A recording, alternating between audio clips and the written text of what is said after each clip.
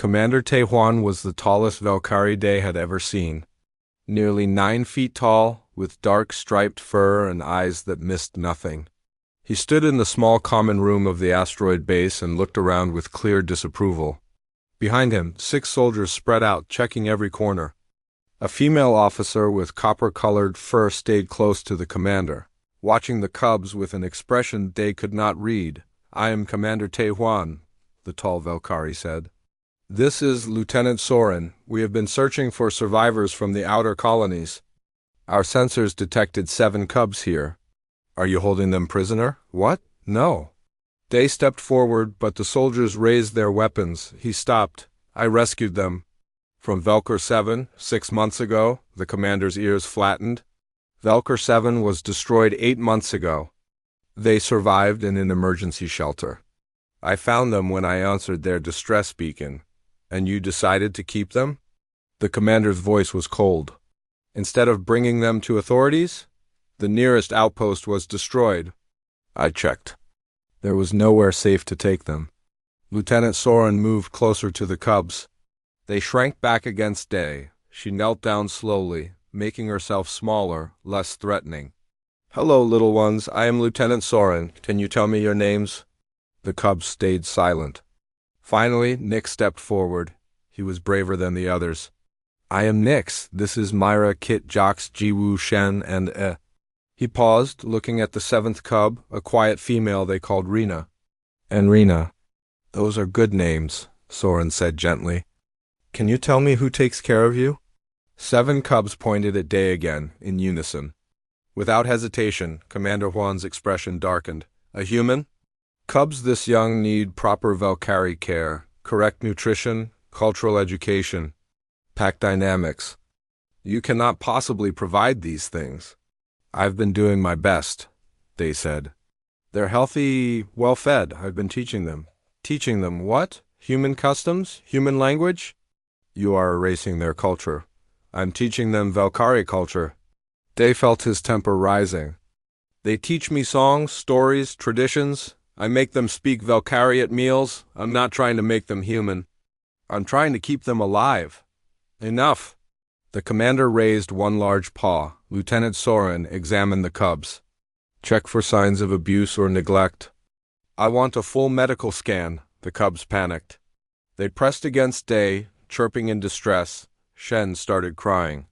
Jiwoo wrapped her arms around Day's leg. "No, don't take Day appa." "Day appa, Pride Father." The commander heard it, and his eyes narrowed. Lieutenant Soren moved carefully. "Cubs, I am not going to hurt you. I am a doctor. I just want to make sure you are healthy." "Is that okay? Will you take us away from Day?"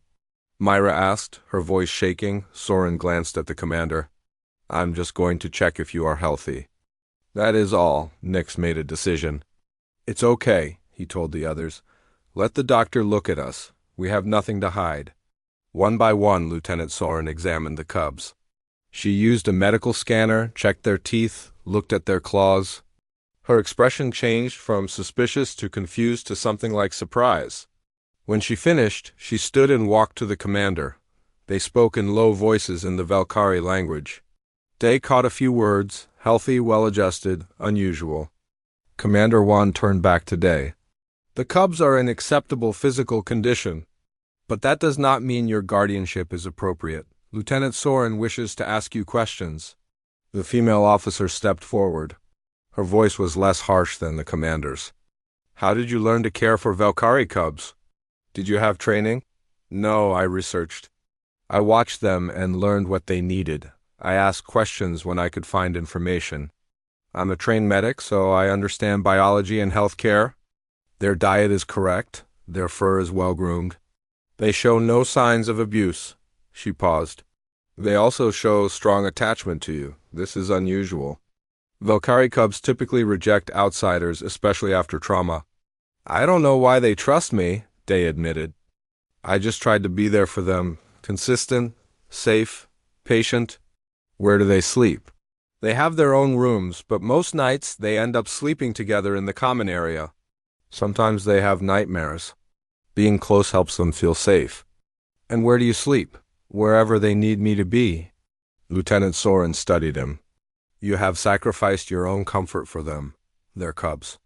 They needed someone who would put them first. That's what parents do. You are not their parent, Commander Juan interrupted. You are not even their species.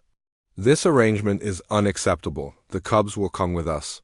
We have a survivor convoy with proper facilities, trained caretakers, other Valkyrie. The cubs erupted. Shouting, crying, clinging to Day, Nyx pushed himself between Day and the commander. You can't take us. He's our pride father. He is human, the commander said firmly but not unkindly. He cannot understand what you need as you grow. You need your own people.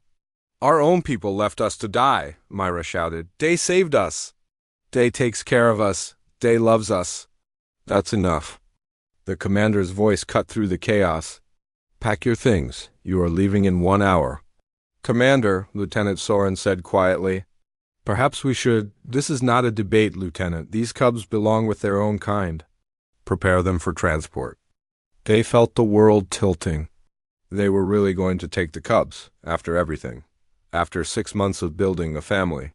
Of healing together, of learning to trust again. The military was going to tear them apart with a single order. Please, Day said, and he did not care that his voice broke. Please don't do this to them. They've lost so much already. Commander Juan's expression did not change. They will recover. Cubs are resilient. Now say your goodbyes. The next hour was the worst of Day's life. Worse than losing his daughter. Worse than any battlefield. The cubs refused to pack. They cried and begged and clung to Day. The soldiers had to gently pull them away. It took 3 soldiers to get Shen into the transport shuttle. Her screams echoed through the entire base. Day stood and watched them go. He memorized their faces. The way Nyx stood tall even though he was crying. The way Myra held Rena's hand. The way Kit and Jock stayed together. The way Jiwoo looked back at him with betrayal in her eyes. The way Shen's small white paw reached for him through the shuttle window. Lieutenant Soren approached him as the cubs were secured. I am sorry, she said quietly. Truly, but the commander is following protocol. Cubs need pack structure. Valkyrie social dynamics. Things you cannot provide. I provided love, they said. Isn't that enough? She did not answer. She just walked away and boarded the shuttle. The asteroid base was quiet when they left. Too quiet. They walked through the empty rooms. The cubs' drawings still covered the walls. Their toys were scattered on the floor. Their scent lingered in the air. He sat down in the common room where they used to gather every evening and put his head in his hands. He should have seen this coming. Should have known the military would not let a human keep Valkyrie cubs. But knowing did not make it hurt less. His communicator beeped. It was a message from Commander Juan's ship. You will follow us to the convoy. Your ship has been tagged for tracking. Do not attempt to leave. So they were keeping him close, probably wanted to question him more. Make sure he had not done anything illegal. They did not care anymore. He would answer their questions. Accept whatever punishment they gave him for daring to care about 7 cubs who were not his. The journey to the convoy took 2 days. 2 days of empty silence. Day tried to work, tried to eat, tried to sleep. Nothing helped. He kept seeing Shen's face. Kept hearing them all cry for him. On the second day, his communicator blared an emergency signal. It was from the military cruiser. Medical emergency. Deck 4, respond immediately if you have medical training. Day was moving before he thought. He docked his ship and ran through the cruiser's corridors. Soldiers directed him to the juvenile care facility. Inside, he found Chaos. Kit was on the floor, convulsing. His body jerked and twisted. His breathing came in harsh gasps. The other cubs huddled in the corner, screaming. A Valkyrie medic stood over Kit, hands shaking, clearly panicking. Day shoved him aside. What happened? I don't know. He ate his meal, and then this started. Day grabbed Kit and checked his vital signs. Racing heart, swollen throat, classic allergic reaction. What was in his food? Standard Valkyrie rations. The same thing all the cubs eat. Kit has an allergy to something in standard rations. I had to modify his food. Day pulled out his own medical kit. His hands were steady now. This he knew how to do. I need antihistamine now. The Valkyrie medic fumbled with supplies. Too slow, Day grabbed what he needed and injected Kit with the medicine. Then he held the small cub and spoke softly. It's okay, Kit. I've got you. You're going to be fine. Just breathe. Kit's breathing slowly eased. The convulsions stopped. His eyes opened and focused on Day. Day, Appa? I'm here. You're okay now. The other cubs rushed over. They piled on Day and Kit, chirping and crying in relief. Jocks held his brother tight. I thought he was dying. Commander Juan stood in the doorway.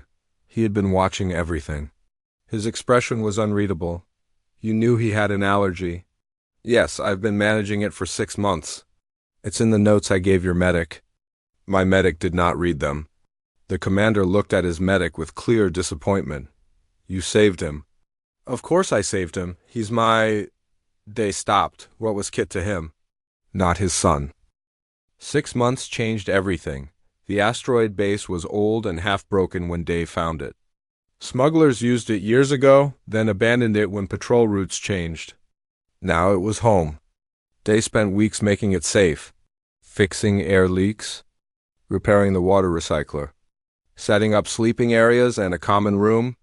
The cubs helped, handing him tools and learning as they worked. Why here?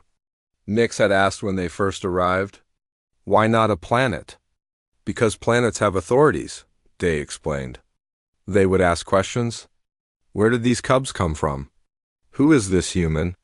Why is he taking care of alien children? Too many problems? Out here, we're invisible. The base had enough room for all of them. Day gave the cubs their own spaces, but kept everything connected. They needed to be able to reach him quickly if they got scared. The nightmares were less frequent now, but they still happened. Routine saved them. Day created schedules and stuck to them. Every morning they exercised together. The cubs were getting bigger, stronger. Their adult strength was starting to show. Kit could lift containers that Day struggled with. Myra could climb walls using her claws. They were becoming what they were meant to be. After exercise came lessons. Day taught them everything he knew. Math and science. How to repair ship systems. How to navigate by stars. How to treat injuries. He made them practice emergency drills until they could do them in their sleep. If something happened to him, they needed to know how to survive. The cubs taught him too. Valkyrie language and customs. How to read their ear positions and tail movements. What different chirps and rumbles meant. Giwu was the best teacher. She had endless patience when Day got the pronunciation wrong. No, she would giggle. It's R-R-O-W, not Ro-R. You sound like you're asking for food instead of saying hello. Maybe I am hungry, Day would joke, and she would dissolve into laughter. Afternoons were for practical skills. Day took them outside in environment suits to practice repairs on the base exterior.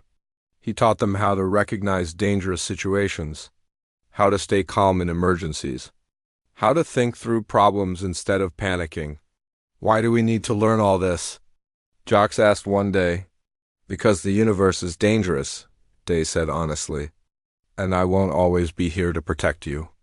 You need to know how to protect yourselves. Where will you go? Kit asked, worried that Day did not have a good answer for that. He was getting older. Humans did not live as long as Valkyrie. Someday these cubs would be adults, and he would be gone. The thought made his chest hurt, so he pushed it away. Nowhere soon. Now come on, show me how to patch a hull breach. Evenings were special. That was when they were just a family. The cubs played games they invented. They told stories. They sang Valkyrie songs that made Day's heart ache with their beauty. Sometimes they watched human movies on Day's old screen. And the cubs would ask a million questions about Earth and humans and why people did such strange things. Why do humans cry at happy endings? Myra asked once, watching a love story. Because joy can be so big it overflows, Day said. Just like sadness. She thought about that. I think I understand. I cried when Shen talked again. That had been a month ago. Shen had been helping Day in the garden area he set up. She was watering plants when she looked up and said, Day Appa, this one is dying. Day had frozen. It was the first time she spoke in 7 months. He knelt down beside her and looked at the plant. You're right, but maybe we can save it. What do you think it needs? More light. And water, and love. Mama said plants grow better when you love them. Your mama was smart. Let's try it. They saved the plant together, and Shen never stopped talking after that. She had so much to say, so many words trapped inside her. The other cubs celebrated for days. Even now, weeks later, they got excited every time Shen spoke. The outside world rarely touched their little base. Day still took cargo jobs when they were safe and close. He needed credits for supplies. Food for growing cubs was expensive. But he never went far. Never stayed away long. The cubs needed him. Other pilots and traders started noticing something odd. There were rumors. A human living with Valkyrie cubs. Impossible, they said. Valkyrie cubs were wild without adults. They needed their own kind. But Day's cubs were not wild. They were thriving. A Threxian merchant asked him once, "How do you do it?" Everyone knows Valkyrie cubs are too difficult for outsiders to raise. I don't think about species, Day said. I just think about what they need. Food, safety, education, love. Those things are universal. The merchant had looked at him strangely, but said nothing more. Then came the day that changed everything.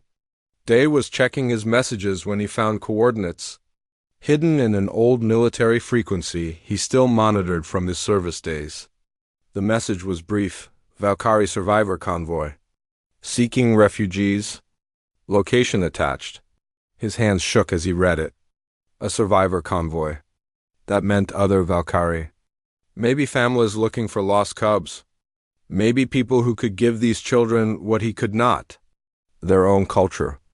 Their own kind. He should have been relieved. Instead, he felt sick. The cubs found him staring at the screen. They knew his moods now. Could read him as easily as he read them. What's wrong? Nix asked. Day told them about the convoy. About what it could mean. There might be other cubs there. Other families. People who lost children in the attacks. People who could double quote he could not finish. People who could take us? Myra's voice was small.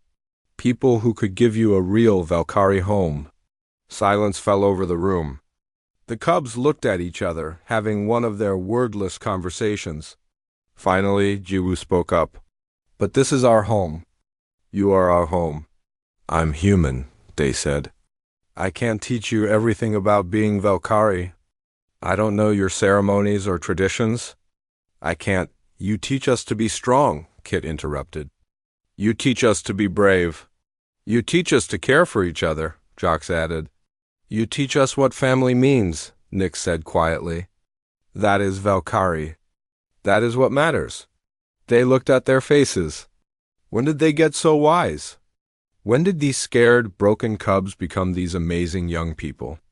What if there are other cubs there? Cubs who need help like you did? That made them pause. They had all been those cubs once, lost, alone, waiting for someone to care. Then we should try to contact them, Nix decided. Not for us. For them.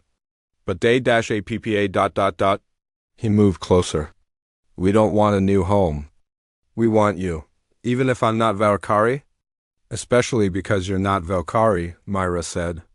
You chose us anyway. That makes it mean more. Day felt his eyes sting with tears. He pulled them all close, these cubs who had become his children in every way that mattered.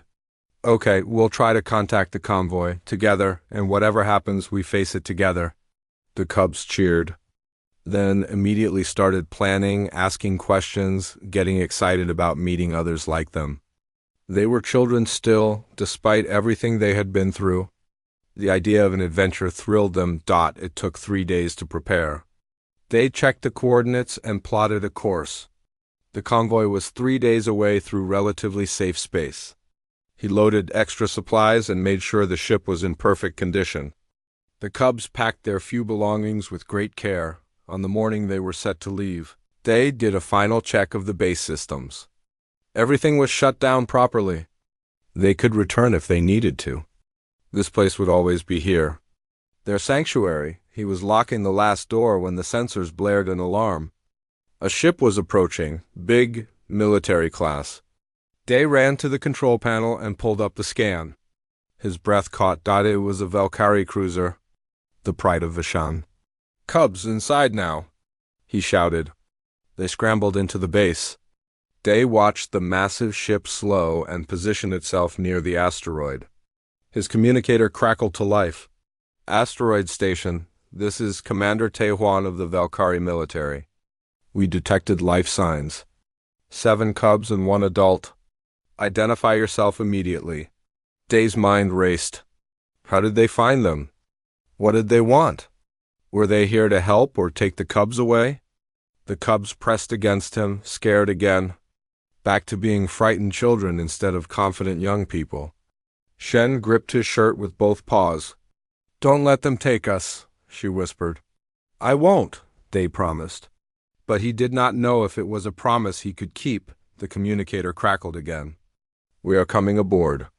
Prepare for docking." There was no running. Nowhere to hide. The Valkyrie military had found them. And everything was about to change. Day knelt down in front of the cubs. "Listen to me.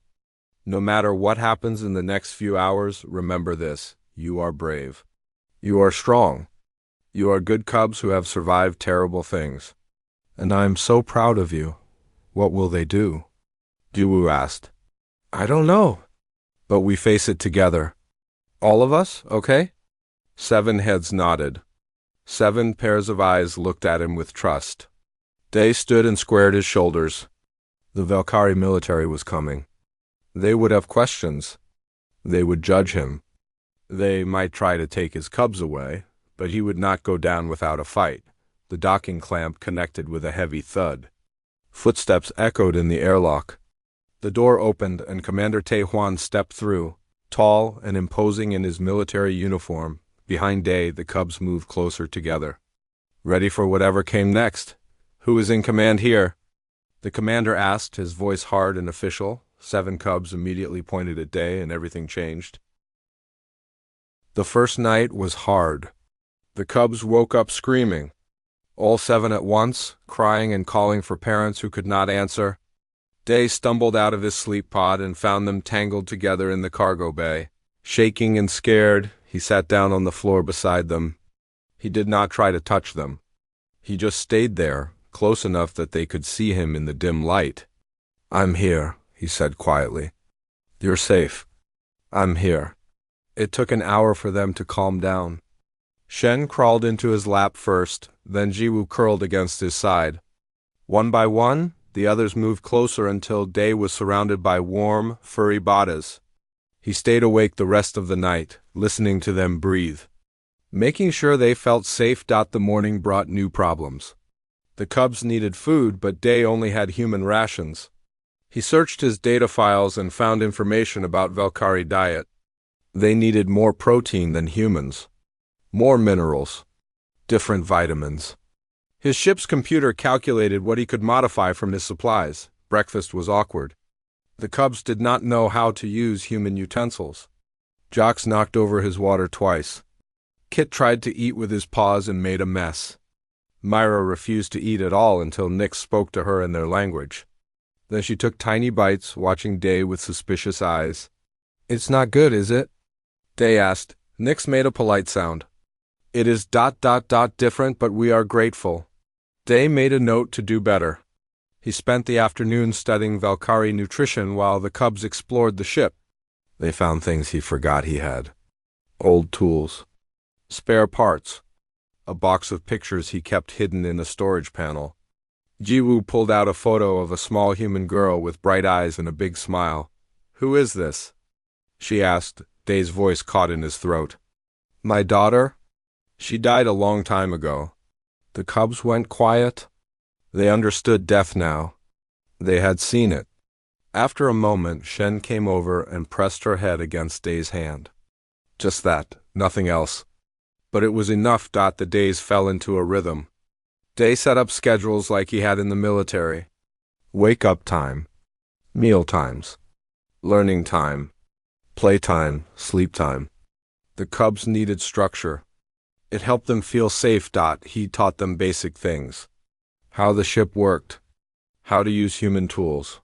How to read star maps. Nix learned quickly and helped translate for the younger ones. The Valkyrie used a mix of words and scent signals that Day could not fully understand. But they were patient with him, and he was patient with them. At night, he told them stories. Human stories about brave heroes in distant lands. The cubs told him Valkyrie stories about the first pride and the star hunters.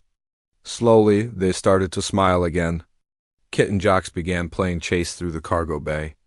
Piwu sang soft songs in her language. Even Myra drew pictures with the art supplies Day made from his medical markers and old data sheets. But Shen still did not talk. She followed Day everywhere. If he went to the cockpit, she sat at his feet. If he worked on repairs, she handed in tools without being asked. She was always there, silent and watching. Will she be okay? Day asked Nix one evening. Nix's ears drooped. I don't know. She saw Mama die. She was hiding under the table, and she saw everything. He paused. Do human cubs stop talking when bad things happen? Sometimes, Day said. But they usually start again when they feel safe enough. We just have to wait and keep showing her she's safe now. 2 weeks into the journey, the sensors started beeping. Day checked the display, and his blood went cold. A ship was approaching, fast. The configuration matched known raider vessels. The same type that attacked the colony? Cubs, Day said, trying to keep his voice calm. We need to play a game. A hiding game. Their eyes went wide. They knew this was not really a game. His cargo ship had hidden compartments. Smugglers had owned it before him, and they had installed secret spaces under the floor panels. They had never used them, but he knew they were there. He opened them now and helped the cubs climb inside. Stay very quiet, he told them. No sounds at all. No matter what you hear. Nix, you're in charge down there? Nix nodded, his young face suddenly very serious. Come on, he told the others. Like hide and seek? But the best hiding ever. The cubs squeezed into the compartments.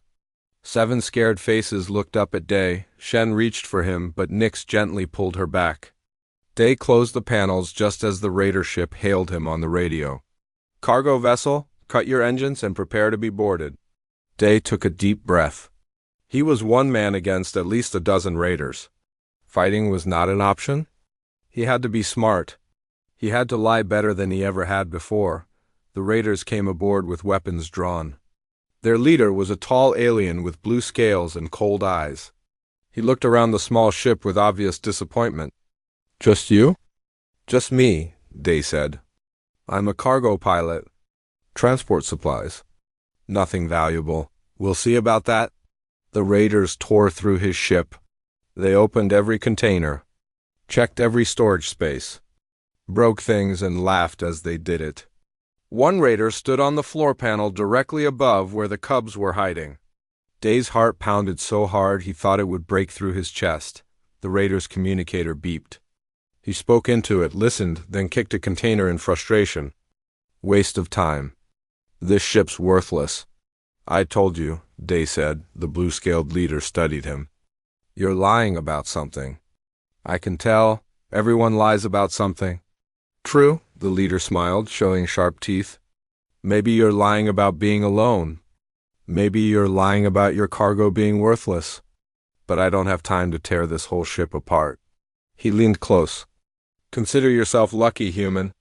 Next time I won't be so nice. The raiders left. They waited until their ship was gone from sensors before he opened the floor panels. The cubs climbed out slowly. They were shaking. Kitten Jocks clung to each other. Jiwoo was crying quietly. Myra looked like she might be sick, but Nix stood up straight and said, We were quiet. All of us, even Shen. They looked at the small white cub. She stared back at him with enormous eyes. You were so brave, he told them all. So brave. I'm proud of you. The cubs rushed to him then, all of them talking at once in their language, pressing close and seeking comfort. Day held them and let them cry and promised them over and over that they were safe. That night, as they settled down to sleep, Nix asked, "Day, what does Pride Father mean in human words?" "I don't think we have the same word," Day admitted. "But I think it means someone who protects the pride, like a father protects his family."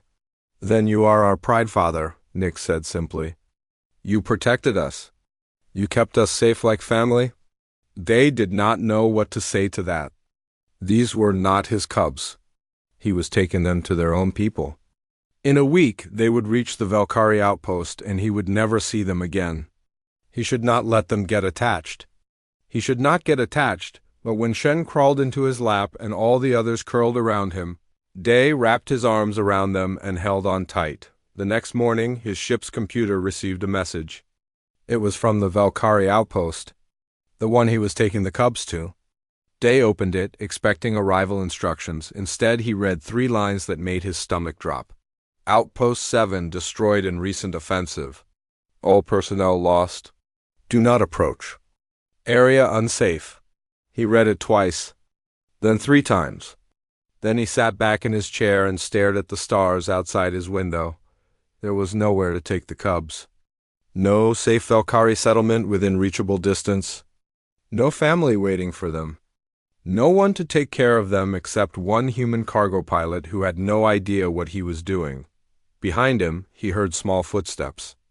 Nix stood in the doorway, reading his body language the way Valkyrie cubs learned to do. Something is wrong. Day turned to face him. 7 cubs had come into the cockpit now, sensing trouble. They looked at him with trust. They believed he would fix this. They believed he could keep them safe. Yeah, Day said quietly. Something is wrong. But we'll figure it out, together. Because what else could he do? These cubs had no one else. And somewhere in the past 2 weeks, they had become his responsibility. His family dot, maybe not by blood. Maybe not even by species. But family all the same. The alarm beeped 3 times before Daquan opened his eyes. His small cargo ship drifted through empty space, and the control panel glowed red in the darkness. He pushed himself up from the pilot seat and rubbed his face. Another distress beacon? The 3rd one this month. Most of them were false alarms. Pirates use fake signals to trap cargo ships like his. Day knew this, but he always checked anyway. He could not help himself. It was the medic training from his old military days. Always respond to a call for help. He checked the coordinates. The signal came from Velker 7, an old mining colony on the edge of map space. Day pulled up the information on his screen. The colony was marked as abandoned 2 years ago when the mining company went bankrupt. Nobody should be there. His fingers moved over the controls. The ship turned toward the planet. It would take 6 hours to reach it. Day made coffee and settled back in his seat. Outside the window, stars stretched into white lines as the ship jumped to faster speed. When he arrived, Velker 7 looked dead. The planet was mostly gray rock and thin atmosphere. A few domed buildings sat on the surface, connected by covered walkways. Some of the domes had holes in them. Burn marks covered the main facility. This was not abandonment. This was an attack. Day landed his ship near the largest dome. He put on his environment suit and checked his medical kit. Old habit. He always brought medical supplies when he answered distress calls. The suit helmet sealed with a soft hiss, and he opened the airlock. The colony was quiet. Too quiet. His boots made small sounds on the metal floor as he walked through the damaged buildings. Furniture lay broken. Storage containers were torn open and empty. Bloodstains marked some walls, but the bodies were gone. Raiders, he thought. They took anything valuable, including the people. The distress beacon led him deeper into the facility. Down a hallway, past empty rooms, to a heavy door marked emergency shelter. The beacon signal was strongest here. Day put his hand on the door panel. It was locked from the inside. He knocked. Hello? Anyone in there? Silence. Then a small sound.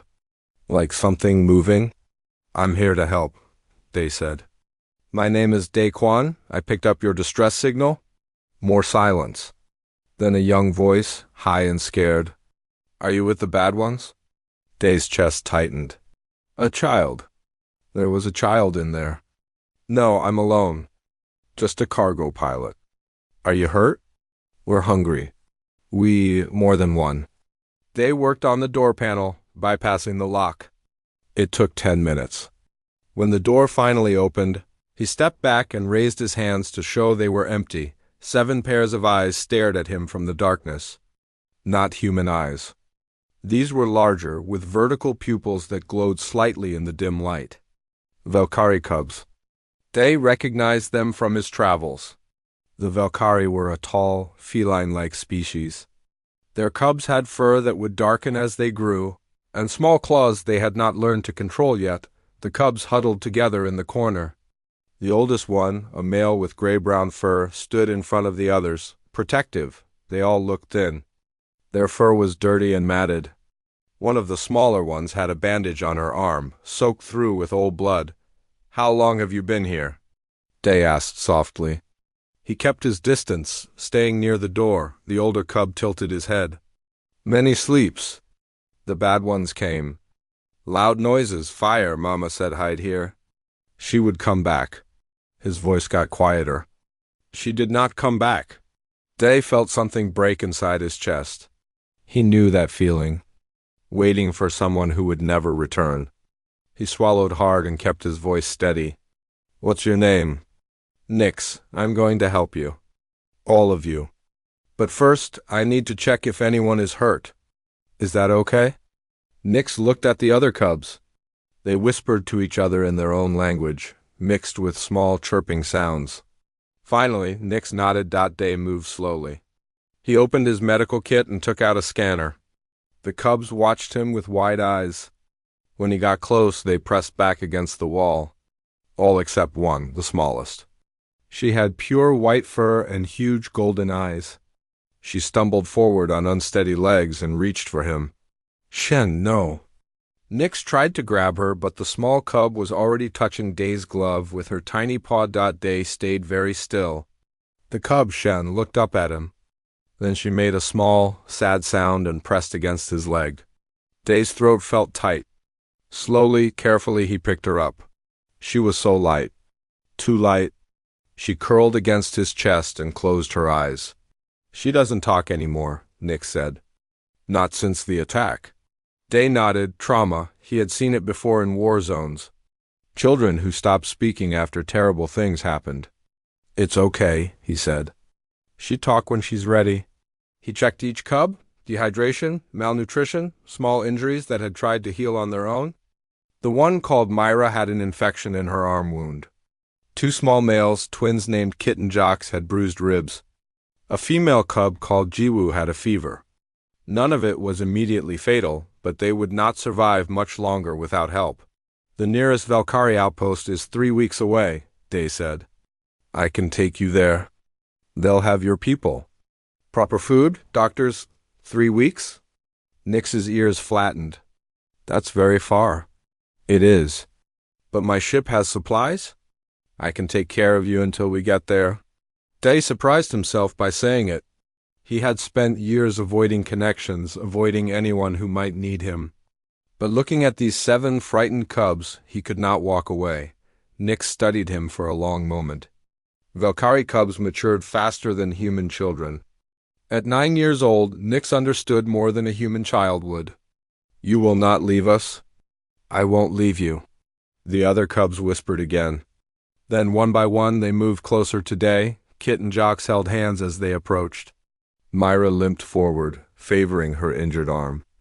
Jiwoo wiped her nose and stood next to Nix. They all looked at Day with hope in their strange, beautiful eyes. Okay, Nix said. We will go with you. Loading the cubs onto his ship took an hour. They moved carefully through the dead colony, and Day tried to shield them from the worst of the damage. His ship was not designed for passengers. It was a small cargo vessel with a cockpit, a tiny living space, and a large cargo bay. He cleared space in the bay and brought out every blanket he owned. The cubs explored cautiously. They had never been on a human ship before. Everything was too small for adult Valkyrie, but just right for cubs. Jocks found the food storage and chirped excitedly. Kit discovered the water dispenser. Myra sat in the corner and would not move until Day brought her a blanket. When the ship lifted off, all 7 cubs pressed against the windows. They watched their home planet grow smaller. Shen made a small crying sound. Day picked her up again, and soon all the cubs were clustered around him. Their warm bodies pressed close, seeking comfort. Just 3 weeks, Day told himself quietly. Then they'll be with their own kind. But as the ship jumped to fast speed and the cubs finally fell asleep around him, Day felt something he had not felt in years: purpose. These small lives depended on him now. And somewhere deep inside, in the place where his own daughter's memory lived, he made a silent promise he would keep them safe. Not his species, but family. Always family. Lieutenant Soren entered the room. She took in after Kit's emergency. Commander Juan moved Day to guest quarters on the military cruiser. Comfortable rooms with a bed, a desk, and a window showing the stars. It felt like a prison. The cubs were 3 decks away in the juvenile care facility. Day could hear them sometimes, crying, calling for him. The sound broke his heart over and over. The facility had 6 Valkyrie caretakers, all trained, all experienced with cubs. But none of them could get the 7 cubs to cooperate. They would not eat properly, would not sleep, would not engage with activities or lessons. They just huddled together and waited. Waiting for what? Day asked when Lieutenant Soren visited him on the 3rd day. For you, she admitted. She sat across from him, her copper fur darker in the dim light. They ask for you constantly. Especially the small one, Shen. She has stopped speaking again. Day closed his eyes. Shen had worked so hard to find her voice. And now these people had scared it out of her again. Let me see them, please. The commander believes that would make separation harder. The cubs need to adjust to their new caretakers. They're not adjusting. They're suffering, I know. Soren looked tired. I am a child development specialist. My job is to ensure cubs are healthy and thriving. These cubs are not thriving. They are traumatized by this separation. Then why are you doing this?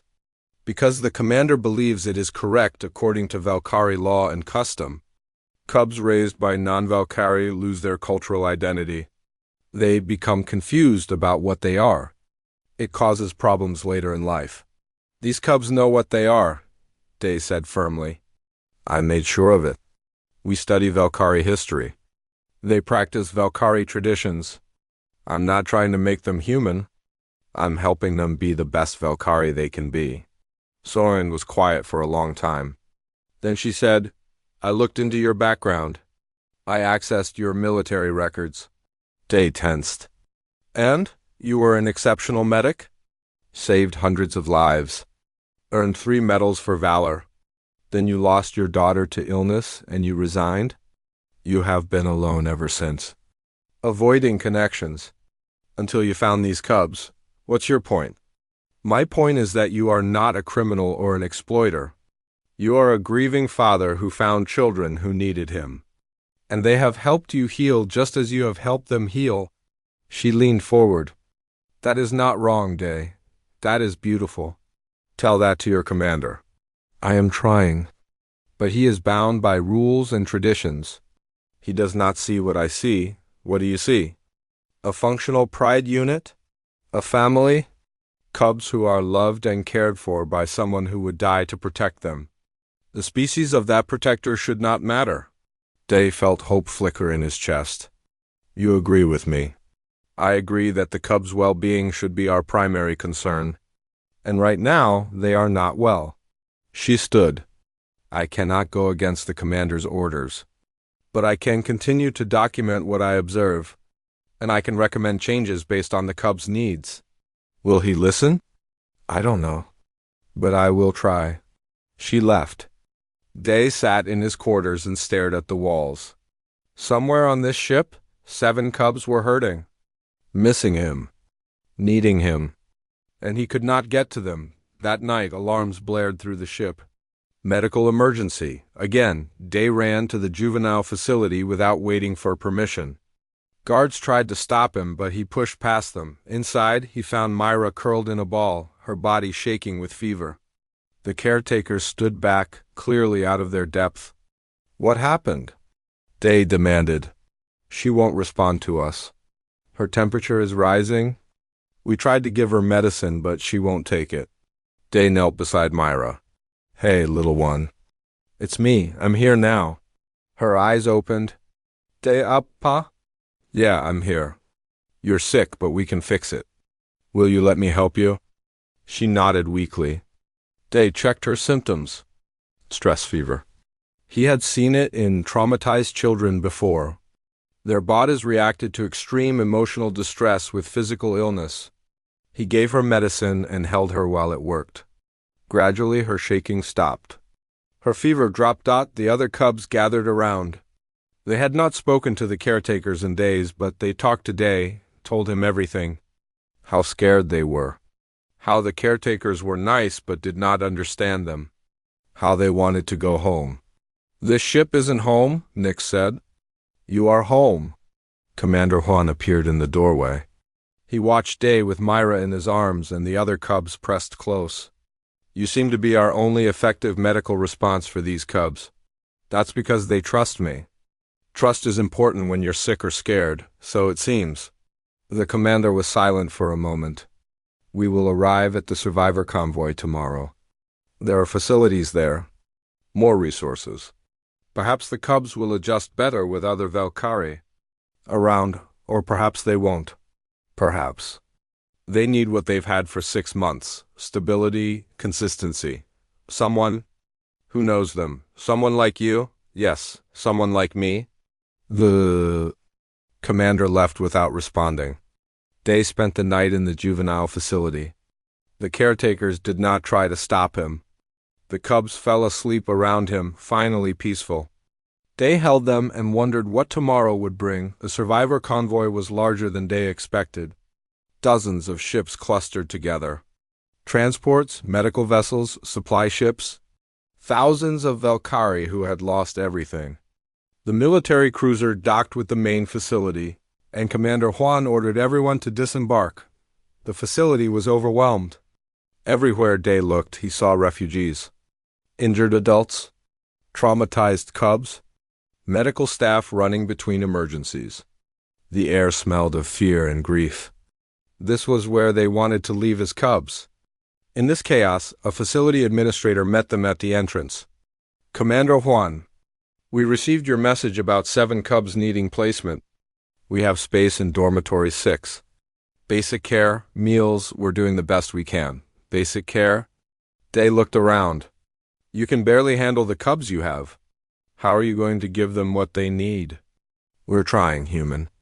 This is a refugee situation. Nobody is getting what they need." Lieutenant Soren stepped forward. "Show me your child services area.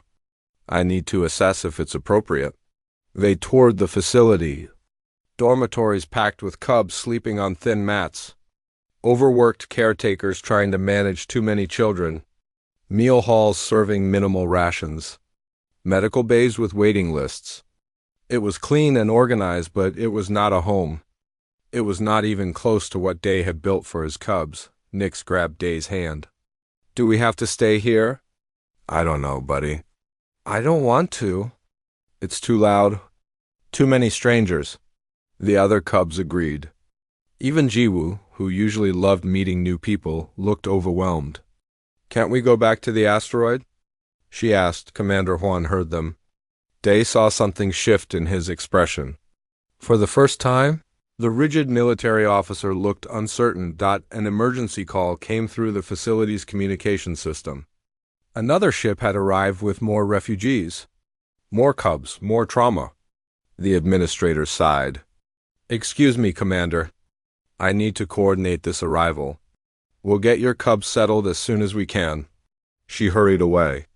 Commander Juan stood in the middle of the chaotic facility and looked at the 7 cubs.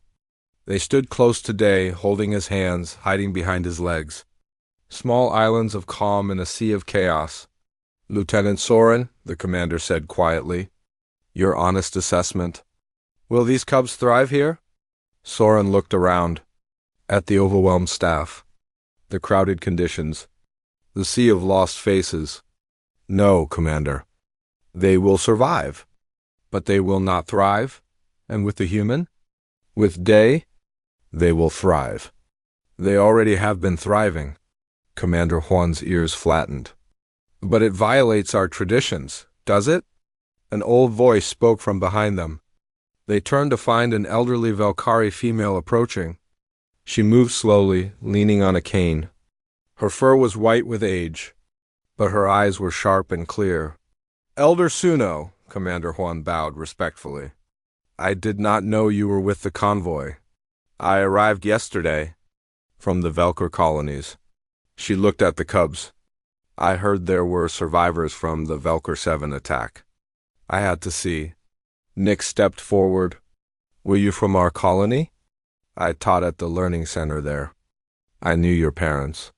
Her voice was gentle. I knew all of your parents. I was away when the attack happened. I have carried that guilt ever since. The cubs stared at her. Someone who knew their families. Someone who remembered their old lives. Myra started crying. Do you remember my mama? Yes, child. She was my student many years ago. Brilliant and kind. Elder Suno looked at each cub, calling them by name, telling them something about their parents. She had loved ones in that colony. Had lost them all. When she finished, she turned to Day. And you are the human who saved them. I just found them.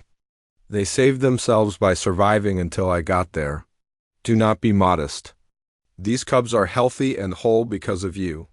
She moved closer, studying his face. You love them, yes, and they love you. I hope so. There is no hope about it. I can see it clearly, she turned to Commander Juan. You plan to separate them. It is protocol, Elder. Cubs need Valkyrie caretakers. There is protocol older than what you follow, Commander. When our people were scattered across the stars, when prides were broken and families destroyed, there was a law. A cub's survival is sacred. Whoever saves a cub becomes part of that cub's pride. Species does not matter. Only love and commitment matter. That law is ancient. It no longer applies, does it not? Look around you, Commander. Our people are scattered. Our families are broken. We are Rel,